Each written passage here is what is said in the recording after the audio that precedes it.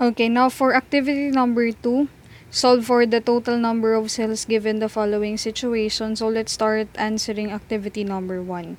It takes a cell 24 hours to fully divide. If initially there were a total of 4 cells left in a petri dish, how many cells will there be in total if you left it to divide for 3 days? Now, cell division, if they are asking you for compute for the total number of cells after a series of division, okay, initially it should look like this one. Okay? After one division, you'll have 2 cells. So after the second division, you'll have 4 cells, and then those 4 cells will become 8 until such time that it will become 16. So that's the idea. Now, if you want to make use of this method in solving the problem, then it's up to you. But the problem is if you got a bigger or a larger number. So if they're only asking for 1 and that one cell will undergo 3 series of cell division, then that's fine.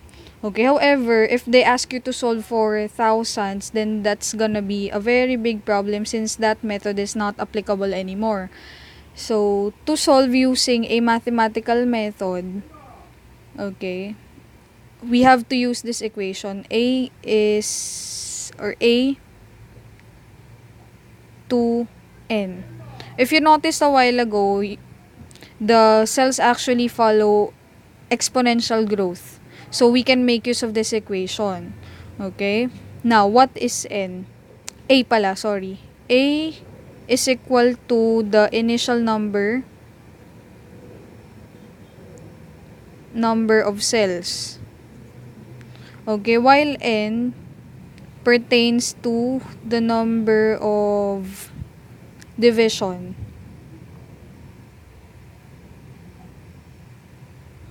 Divisions that the cell or the cells will undergo through. So, how are we going to identify that? Okay, so, write lang natin yung equation. A is equal to 2n.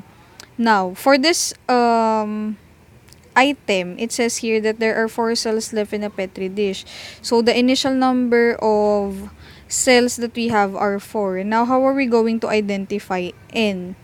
So, all you have to do is get the number of hours to finish one division and the length of the division that the cells will have to undergo through. So, the total length is actually 3 days. So, convert that in 2 hours. 3 days is equivalent actually to 72 hours if I'm not mistaken. De, tama yan. 72 hours.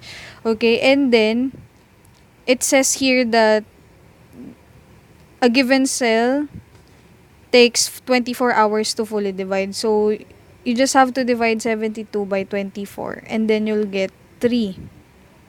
Okay, so the total number of divisions that a cell or the 4 cells left in the petri dish will have to undergo through will be 3.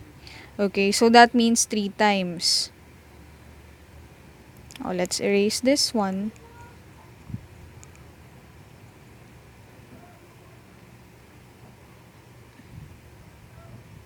Okay, so let's solve now. All we have to do is just substitute the number here. So 4 raised to 4 times 2 raised to 3. So 4 times 2 raised to 2 raised to 3 is equivalent to 8, and then 4 times 8, that's actually 32. So what is 32? 32 cells. Now, the meaning of your answer is that at the end or after 3 days, the 4 cells will become 32 because they undergo or they went through cell division. Okay, so that's it. Now, another example. Let's go to item number 2. So, it's the same. A times 2 raised to n. Okay, so what's our A here? Our A is actually unaccounted 3 metastatic cancer cells. So, when we say 3 metastatic cancer cells, those are just cells that are metastatic, meaning to say they are actively dividing or they are cancerous. Okay? Now, according to the oncologist, it takes only 5 hours for a cancer cell to divide.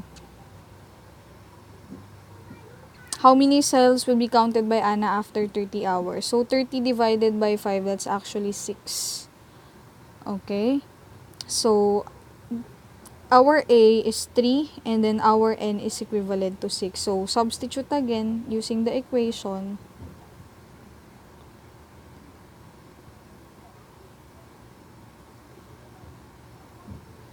Okay, 3 times 2 raised to 6. Okay, so 2 times 2 times 2 times 2 times 2. Okay, dahil wala na. Okay, so this is 4, 8, 16, 32, 64. So, 3 times 64.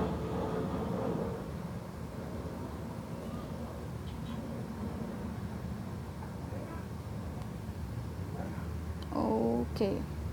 So, ayun. 3 times 64, that is 192. Am I right? 64 plus 64 is 128, 120, hindi, tama ko, 192. Okay, so ayun. At the end of 30 hours, you'll have 192 cells, which are very plenty. Okay? Well, justified naman since you were given 3 metastatic cancer cells. So that's it for mitosis. Okay, some problems like this will actually be included. So, it's better if you practice on your own. Madali lang naman siya. It just follows exponential growth. Okay?